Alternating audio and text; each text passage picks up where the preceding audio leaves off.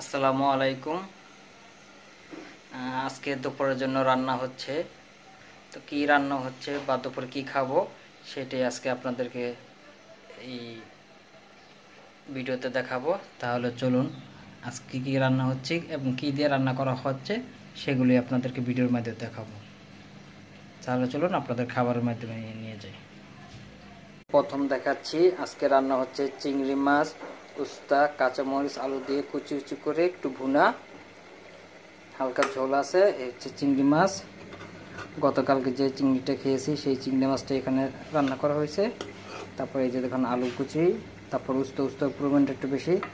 তো আজকে উস্তাটা তেতো হয়নি, খুবই ভালো সুস্বাদু হবে ইনশাল্লাহ।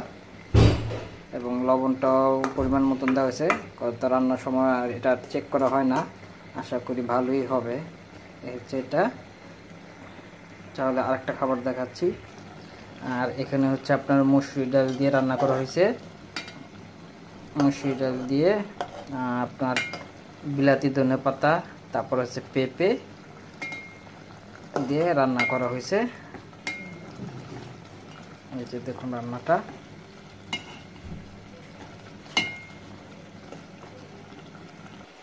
আর সাথে আছে যে আজকে আমের চাটনি, এখানে মোরব্বা আছে, তারপরে আমের চাটনি আছে।